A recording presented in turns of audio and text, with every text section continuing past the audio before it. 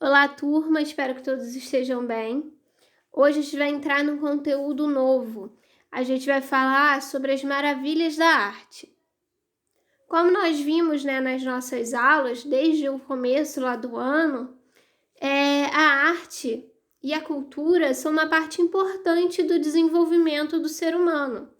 Ela está presente, tanto a arte quanto a cultura estão presentes no nosso cotidiano, no nosso dia a dia, de diversas formas e por muitos séculos, a arte já fazia parte ali, de certa forma, do cotidiano do ser humano desde a pré-história, quando nós vimos alguns exemplos também, era uma forma ali até de fazer certos rituais. Então, a arte ali, tanto na pintura, depois também o teatro, a música, a dança, ela faz parte do cotidiano, ela faz parte da cultura e ela é uma parte importante do desenvolvimento da sociedade e do ser humano de uma forma geral. E é justamente por conta dessa participação importante, dessa contribuição importante para o desenvolvimento da humanidade, que a cultura e a arte elas têm, que houve ainda na antiguidade, lá no período da Grécia Antiga, do Império Romano, houve se sentiu assim uma necessidade de se selecionar obras de arte, que eram ali da época, para se tornarem ícones da história. Então, por conta disso, escolheram ali essas obras de arte, para ser um símbolo assim daquele período, um símbolo da arte daquele período, da humanidade daquele período. E essas são o que a gente vai chamar de as 7 maravilhas do mundo antigo. Vale ressaltar que essas são a do mundo antigo, porque mais tarde houve uma nova seleção que são chamadas das 7 maravilhas do mundo moderno, que nós vamos ver na próxima aula. E por que a gente chama de mundo antigo, do mundo antigo? É porque faz parte ali do período que a gente chama de Antiguidade Clássica. A Antiguidade Clássica é um período importante da história e da arte, que também pode ser chamado de período greco-romano, que é aquele que vai compreender as primeiras civilizações, compreende ali principalmente a parte a era da Grécia Antiga e do Império Romano, por isso, greco-romano. Esse é um período, como a gente já estudou um pouquinho, falou um pouquinho sobre a arte grega e sobre a arte romana nas nossas últimas aulas. Eu vou ressaltar que aqui, mas isso vocês vão ver quando vocês estiverem mais velhos, mas esse período ele foi muito importante para o desenvolvimento das artes.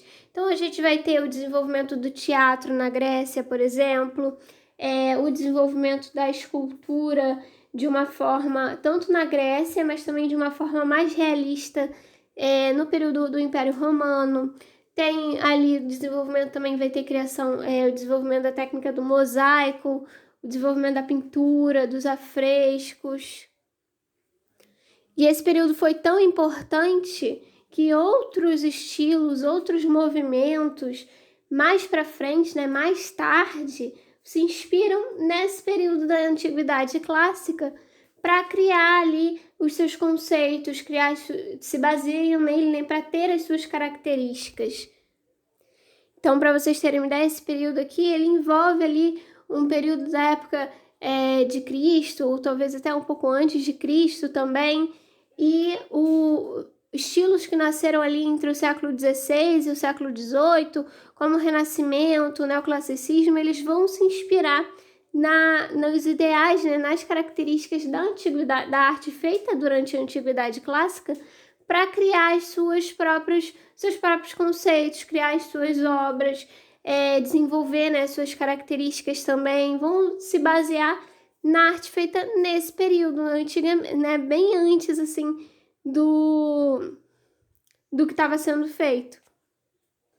Então, a Antiguidade Clássica, ela é um período importante, né, como a gente falou, para a história e para a arte, e que serviu ali de inspiração para outros estilos, outros movimentos.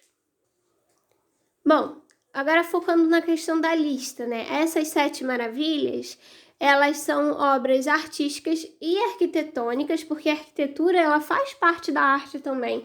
E a arquitetura, ela se desenvolveu muito nesse período da Antiguidade Clássica, né? A gente vai ter um desenvolvimento importante ali com questão tanto de escultura quanto também de ornamentação se desenvolvendo ali na Grécia Antiga e depois também durante o período do Império Romano.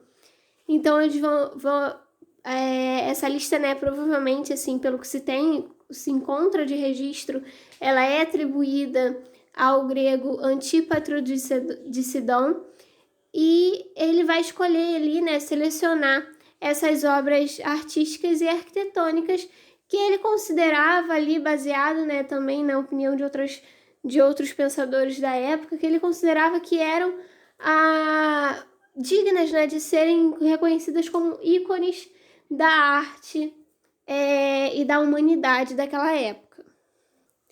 Para vocês terem uma ideia, dessa lista, né, dessas 7, apenas as pirâmides do Egito estão intactas, né? As pirâmides de Gizé, que fica lá no Egito, elas ainda estão intactas. Isso, de certa forma, assim, né, a gente considera que a gente ainda tem, né, a construção. Claro que ela sofreu ali certo deterioramento, ou seja, desgaste com o tempo, né? Foi se modificando por conta ali da ação até da força da natureza mesmo, né? Porque é algo que fica ali ao ar livre. Então, desbotou algumas coisas com o sol, algumas partes, né? A gente consegue ver que estão ali um pouco danificadas, mas a gente ainda tem essa construção. Do restante, a gente tem algumas ruínas de alguns, né, de algumas dessas obras arquitetônicas, e temos ilustrações também, né, escritos ali que descrevem como eram, né, essas maravilhas. Então, a primeira delas, né, que a gente vai falar, que nós já estávamos falando, né, são as pirâmides de Gizé, que eram sepulturas, né? As pirâmides, elas eram sepulturas dos faraós, que foram construídas ali há mais de 40 séculos. Então, né, mais de 40 séculos ao ar livre, no Egito, né, sofrendo ali com o sol. Então, como a gente falou, ela vai ter ali um certo desgaste. Mas a gente ainda tem essas construções, né? Não só essas, como outras, mas a gente ainda vai ter ali essas pirâmides de certa forma, intactas para a gente poder observar, poder analisar, né? E ver ali algo que foi escolhido há tanto tempo como um ícone, né, da humanidade. Outro exemplo, né, outra maravilha é a estátua de Zeus, que ficava ali, era uma figura central, né, do templo de Olímpia na Grécia. Era esculpida em marfim e ébano e tinha cerca ali de 12 a 18 metros de altura. Ela foi destruída por conta de um incêndio. A gente vai ver que isso é muito comum. Dessas, mais de uma, né, dessas maravilhas, elas foram destruídas por conta de algum tipo de incêndio. Então, houve incêndio nesse templo e a gente não tem mais, né, nem ruínas, assim, dessa estátua, que era, né, gigantesca e ficava ali no centro desse templo que se tinha na Grécia. No filme Hércules da Disney, que eu já mencionei para vocês em outras aulas também, a gente vê algumas referências, né, à cultura grega, à cultura desse período. E a estátua de Zeus, essa estátua, né, de Zeus, ela também é referenciada porque o Hércules, né, na história, e no mito, né, também do Hércules, ele é filho de Zeus e ele se comunica com o pai através dessa estátua, né? Então a gente vê ali que o filme retrata faz essa referência, né?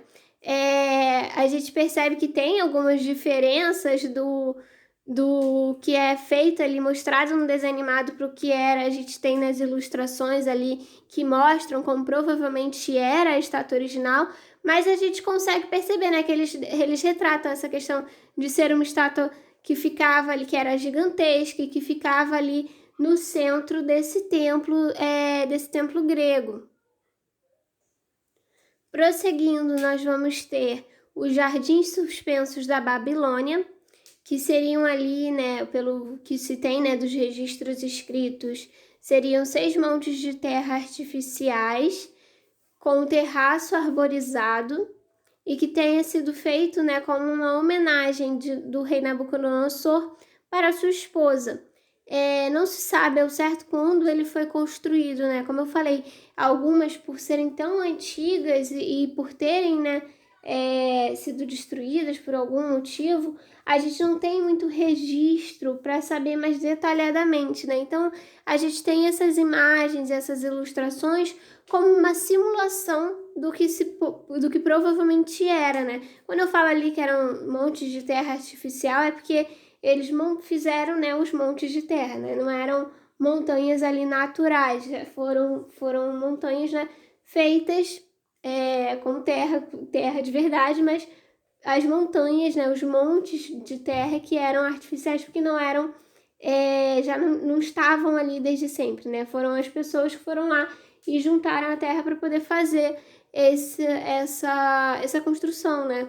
Esses jardins. E aí a gente tem, como eu falei, não se tem muito registro, a gente tem algumas simulações, ilustrações ali de como era provavelmente baseado, né? De como que eram feitas as construções da época, como que era o estilo, né, de decoração, o que eles usavam para decorar. Então a gente tem ali essas ilustrações como uma simulação do que provavelmente eram esses jardins suspensos. Mesma coisa também, a gente tem, né, essas simulações, essas ilustrações do Colosso de Rhodes, que era uma estátua de Apolo, que tinha ali cerca de 32 metros de altura, esculpida em bronze. Ela foi destruída em um terremoto, ainda antes de Cristo, tá vendo? Em 224 antes de Cristo. A gente sabe desses detalhes por registros escritos que se tem e estudos de arqueologia que se fazem, né? A gente, claro que com o tempo a gente vai descobrindo mais detalhes ou vai desmentindo algumas coisas, algumas ideias que se tinha, mas essa daqui são as informações que nós temos hoje. Então ele ficava ali, né, era essa estátua, né, em homenagem ao deus Apolo, de 32 metros de altura, né? Como a gente pode ver, as construções feitas nesse período, as estátuas mais importantes, assim, eram gigantescas, né? A gente viu a do Zeus lá, que era muito grande, que tinha lá 12 a 18 metros. Essa daqui, né, segundo os registros, é ainda maior. Isso é uma característica da obra arquitetônica e das esculturas feitas ali nessa época. Tinha algumas coisas menores também, mas os templos, as estátuas que eram dedicadas a divindades, elas tinham essa tendência a serem assim maiores, né? Terem essas proporções gigantescas. Nós vamos ter também o túmulo do rei Mausolo, que foi feito ali, né, a pedido da viúva do rei. E a gente ainda tem algumas ruínas, né, que estão, algumas na Inglaterra, outras estão na Turquia. E a gente tem, né, mais uma vez, a gente tem essas ilustrações, essas simulações de como eles eram. Esses templos, esses túmulos, né, que a gente fala, dessa época, eles eram construções grandes, principalmente com túmulos de reis, né? Então a gente tinha ali, assim como as pirâmides, né, do Egito eram túmulos também, aqui nessas outras regiões a gente também vai ter essa tradição de se fazer túmulos grandes, né? Não são apenas ali menores como a gente tem hoje em dia, né? São construções maiores que têm enfeites, tem muitas vezes obras de arte lá dentro também. Então a gente tem essa característica. Uma das nossas últimas maravilhas aqui do mundo antigo. é o farol de Alexandria. Ele tinha, né, era um farol, então ele ficava ali para indicar o caminho, indicar outras questões também para os navegantes, né, para servir uma forma de guia ali para os navegantes e para as pessoas de forma geral. Ele tinha uma chama que ficava no topo, né, e precisava ser mantida ali. Então ficava ali mais de centenas de homens mantendo aquela chama do farol acesa durante a noite, principalmente, por ser ali um farol importante, um farol grande também, precisava de muitas pessoas trabalhando ali para manter ele funcionando. E aí ele tinha esses mecanismos que eles registravam a direção dos ventos e também as horas. Nossa última maravilha aqui do mundo antigo é o templo de Ártemis. Ártemis é uma das deusas gregas e que, para os romanos, né, ela vai ser chamada de Diana. Os imperadores romanos, né, quando começaram a tomar ali, conquistar os territórios, como nós já falamos em algumas aulas, eles se apropriavam, mudavam o nome ali de alguns deuses, e por isso que a gente vai ter, por exemplo, Vênus e Afrodite, que são baseadas ali na mesma divindade, mas têm nomes diferentes. Mesma coisa aqui com a Ártemis, que para os gregos era Ártemis e para os romanos era Diana.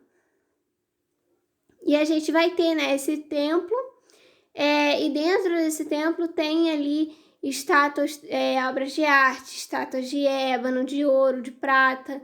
Então a gente tinha, né, essa questão também, né, os templos eles tinham muitas obras de arte dentro, muitos adornos, muitos relevos, coisas ali que eram manifestações importantes, né, da cultura da época.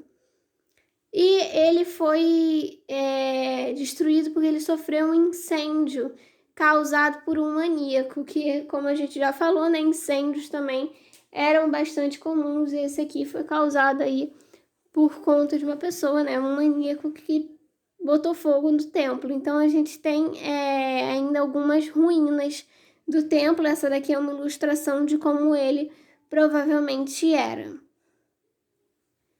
Por hoje eu vou encerrar por aqui. Na semana que vem a gente dá continuidade às nossas aulas.